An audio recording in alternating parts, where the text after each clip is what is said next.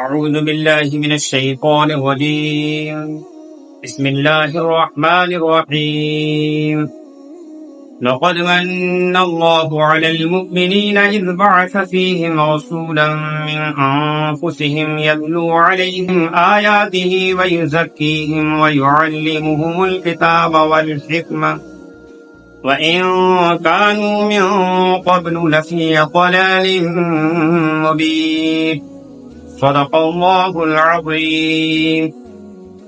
در حقیقت اللہ تعالیٰ نے مومنین پر بہت بڑا احسان کیا ہے کہ ان کے درمیان خود انہی میں سے ایک پیغمبر مبعوث فرمایا جو انہیں اس کی آیات پڑھ کر سناتا ہے، ان کی زندگیاں سنوارتا ہے اور انہیں کتاب اور حکمت کی تعلیم دیتا ہے، حالانکہ اس سے پہلے وہ کھلی ہوئی گمراہی میں پڑے ہوئے تھے. برادران اسلام، یہ سورہ آل عمران کی ایک آیت ہے جو میں نے ابھی آپ کے سامنے تلاوت کی ہے اور اس کا ترجمہ پیش کیا ہے. اس آیت کے اندر اللہ تعالیٰ نے محمد صلی اللہ علیہ وسلم کے مبعوث فرمائے جانے کو، بھیجے جانے کو مومنین پر بہت بڑا احسان فرمایا. حالانکہ اللہ تعالیٰ نے سورہ انبیاء میں یہ بات فرمائی، وَمَا أَرْسَلْنَاكَ إِلَّا رَحْمَةً لِلْعَالَمِينَ، کہ ہم نے آپ کو تمام جہان والوں کی طرف رحمت بنا کر کے بھیجا. اور یہ بات بھی اللہ تعالیٰ نے فرمائی، وَمَا أَرْسَلْنَاكَ إِلَّا كَافَّةً لِلنَّاسِ بَشِيرًا وَنَذِيرًا، کہ ہم نے آپ کو تمام انسانیت کی طرف بشیر اور نذیر بنا کر کے بھیجا ہے. تو یہاں یہ بات فرمائی جا رہی ہے کہ ہم نے مومنین پر بہت بڑا احسان کیا ہے. تو اس کا کیا مطلب ہے، اسے ہم کس طرح سمجھ سکتے ہیں؟ قرآن مجید ہی میں ہمیں یہ بات پتہ چلتی ہے کہ قرآن مجید کے تعلق سے اللہ تعالیٰ نے یہ بات فرمائی، ہدی للناس، کہ اس میں تمام انسانیت کے لیے ہدایت موجود ہے. لیکن ساتھ ہی اللہ تعالیٰ نے یہ بات بھی فرمائی کہ ہدی للمتقین، ہدی و بشریٰ للمؤمنین، ہدی و رحمۃ للمؤمنین، وَنُنَزِّلُ مِنَ الْقُرْآنِ مَا هُوَ شِفَاءٌ وَرَحْمَةٌ لِلْمُؤْمِنِينَ، کہ یہ قرآن متقین کے لیے اس میں ہدایت موجود ہے، مومنین کے لیے اس میں شفا ہے، ان کی دلوں کی اس میں شفا ہے، مومنین کے لیے یہ رحمت ہے، مومنین کے لیے یہ بشارت ہے.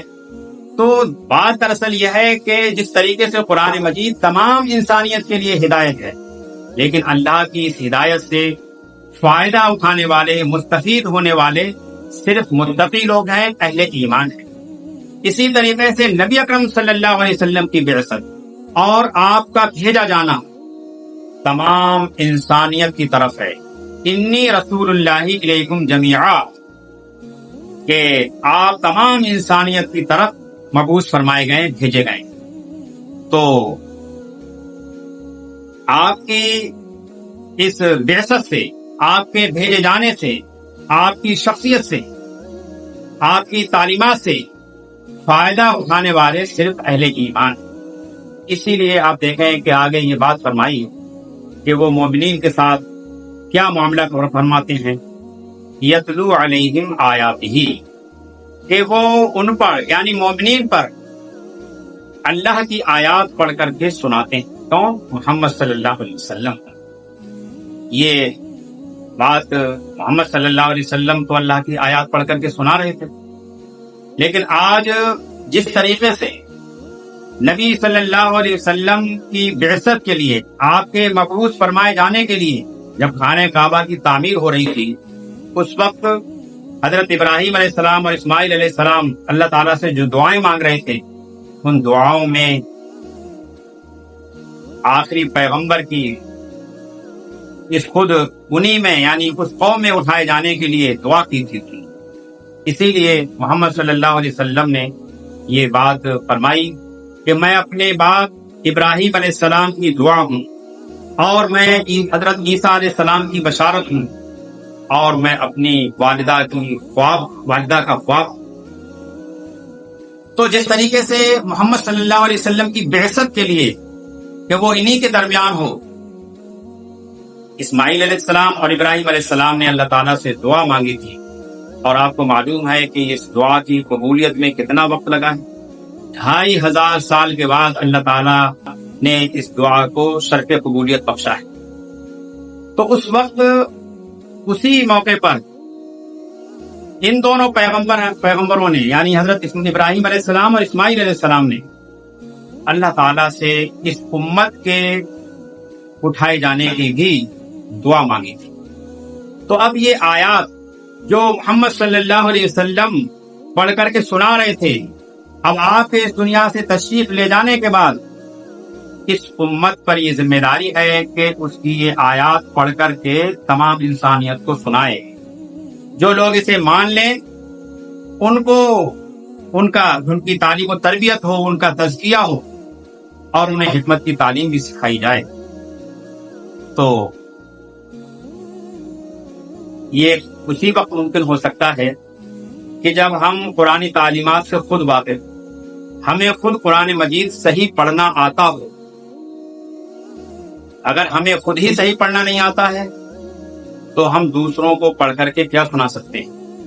تو سب سے پہلی چیز اس میں یہ ہے کہ پیغمبر صلی اللہ علیہ وسلم کی یہاں پر صفت یہ بتائی گئی ہے کہ آپ اللہ کی آیات، اس کی آیات مومنین کو پڑھ کر کے سناتے ہیں، اور ان آیات کے ذریعے کیا کرتے ہیں؟ ساتھ ہی صرف پڑھتے ہی نہیں ہیں، وَيُزَكِّيهِمْ، اس کے ذریعے سے ان کی زندگیاں سنوارتے ہیں۔ تزکیے کا مطلب یہ ہے کہ انسان کی جو زندگی ہے، انسان کے جو اخلاق ہیں، وہ اخلاق ان کے بہتر ہوں، خراب جو ان کے اندر عادتیں ہوں وہ ان کے اندر سے نکلیں، اور صحیح عادات، بہترین عادات ان کے اندر پرورش پائیں۔ ان کے ذریعے سے ان کا نشو و نما، ان کی زندگی سنوارنے کے لیے اللہ کے رسول صلی اللہ علیہ وسلم نے ایسا نہیں تھا کہ یہ آیات صرف پڑھ کر کے سنا دی تھی، بلکہ میدان عمل میں تجربہ کر کر کے دکھایا تھا اللہ کے رسول صلی اللہ علیہ وسلم کہ کس طریقے سے زندگیاں سنواری جاتی ہیں۔ اگر کسی نے کسی موقع پر کسی کے لیے کوئی غلط زبان استعمال کی تو اللہ کے رسول صلی اللہ علیہ وسلم نے فوراً سرزنش فرمائی ہے، اس کی پکڑ فرمائی ہے۔ ایک موقع پر ایک صحابی نے حضرت ابو ذر رضی اللہ تعالیٰ عنہ نے حضرت بلال رضی اللہ تعالیٰ عنہ کے بارے میں یہ بات فرما دی تھی کہ تم کالی ماں کے بیٹے ہو، تو اللہ کے رسول صلی اللہ علیہ وسلم نے ان کی سخت پکڑ فرمائی، اور یہ فرمایا تھا کہ تمہارے اندر ابھی بھی جاہلیت کی بو آتی ہے کہ یہ تعلیم اسلام نہیں سکھاتی کہ کسی کو اس طریقے سے تانا دیا جائے۔ اسی طریقے سے مختلف موقعوں پر اگر آپ دیکھیں کہ صحابہ کرام کی کس کس طریقے سے آپ نے تربیت کی ہے، کس کس طریقے سے ان کی زندگیاں سنوارنے کے لیے آپ نے کوشش کی ہے، چاہے میدان جنگ ہو، چاہے مسجد کا معاملہ ہو، چاہے زندگی کے دوسرے معاملات، ہر موقع پر، چاہے معاشی معاملات ہوں، چاہے سیاسی معاملات ہوں، چاہے معاشرت کے معاملات ہوں، ہر موقع پر اللہ کے رسول صلی اللہ علیہ وسلم نے ان کی تربیت کی ہے۔ پھر ساتھ ہی فرمایا وَيُعَلِّمُهُمُ الْكِتَابَ، اور انہیں کتاب کی تعلیم دیتے ہیں، انہیں کتاب سکھاتے ہیں، یعنی صرف پڑھ کر نہیں سناتے ہیں بلکہ اس کتاب میں کیا تعلیمات ہیں اس کو سکھاتے ہیں۔ نبی اکرم صلی اللہ علیہ وسلم کا یہ فرمان بھی ہے خیرکم من تعلم القرآن وعلمہ، یہ تم میں بہترین وہ لوگ ہیں۔ صحابہ کرام کی جماعت کے بارے میں آپ جانتے ہیں کہ اللہ کے رسول صلی اللہ علیہ وسلم نے فرمایا خیر القرون قرنی ثم الذین یلونہم ثم الذین یلونہم، کہ آپ کا زمانہ، آپ کے ساتھی سب سے بہترین، انسانیت میں سب سے بہترین ہے، پھر ان کے بعد کے لوگ، اور پھر ان کے بعد، اور ان کے بارے میں آپ فرما رہے ہیں کہ تم میں بھی بہتر لوگ وہ ہیں خیرکم من تعلم القرآن وعلمہ، جو قرآن سیکھیں اور دوسروں کو سکھائیں۔ تو یہ کام نبی اکرم صلی اللہ علیہ وسلم کے زندگی میں، آپ کی حیات میں یہ کام شروع ہو گیا تھا، اور آپ نے صحابہ کرام کو ایک طرف آپ سکھا رہے تھے، اور وہ خود معلم، یعنی معلم کا آپ کردار ادا کر رہے تھے، اور صحابہ کرام بھی معلم کا کردار ادا کر رہے ہیں۔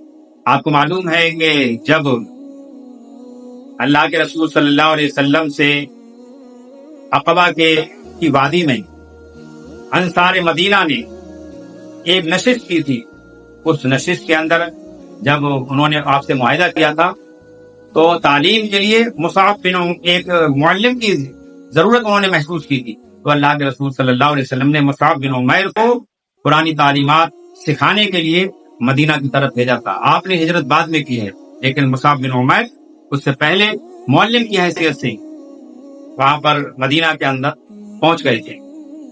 تو یہ تعلیم کے ذریعے سے یہ بات سکھائیں کہ حلال کیا ہے، حرام کیا ہے، جائز کیا ہے، ناجائز کیا ہے. وہ ساری چیزیں انہیں اپنی زندگی کے جو معاملات ہیں اس کی ساری تعلیمات وہ اس کے ذریعے سے سیکھیں. وہ اسی وقت ممکن ہے جب وہ قرآن کی جو آیات ہیں جن کے پڑھنے کی بات ہوئی تو وہ ان آیات پر غور و فکر ہو، تدبر ہو، اور ان سے جو حکمتیں ملتی ہیں، ان سے جو تعلیمات ملتی ہیں ان کو ہم سیکھیں.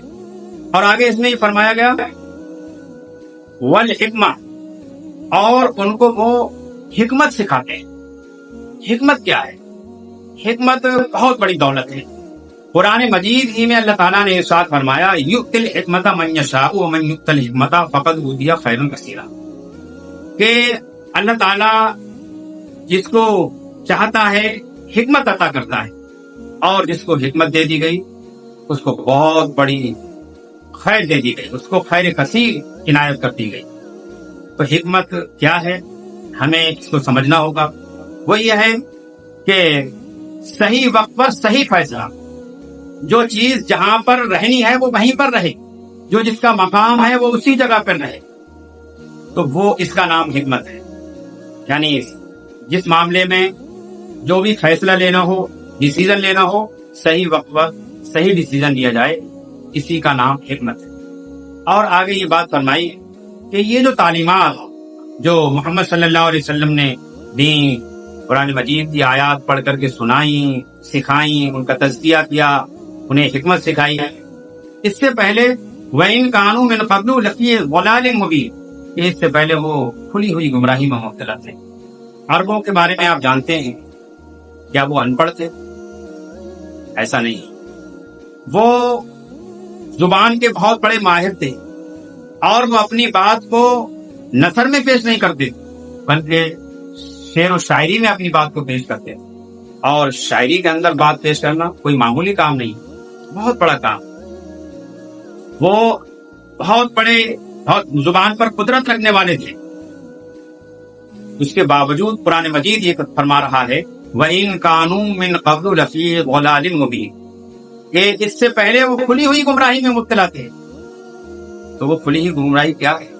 کہ اگر کسی شخص کے پاس قرآن اور سنت کی تعلیمات نہیں ہے، ان سے وہ ناواقف ہے، ان سے وہ واقف نہیں ہے، تو وہ دنیا کا کتنا بھی بڑا دفتر ہضم کر لے، کتنی بھی تعلیمات وہ حاصل کر لے، لیکن اگر ان تعلیمات کے ذریعے سے جو دنیا کی وہ تعلیمات اس نے حاصل کی ہیں، اگر اس کا اللہ تعالیٰ سے تعلق مضبوط نہ ہو سکا، اور وہ اپنی زندگی کا مقصد اس سے حاصل نہ کر سکا، اور اسے یہ معلوم نہ ہو سکا کہ میں اس دنیا میں جو آیا ہوا ہوں، مجھے اس دنیا میں جو بھیجا گیا ہے، میرے بھیجے جانے کا ایک مقصد ہے، اور وہ یہ ہے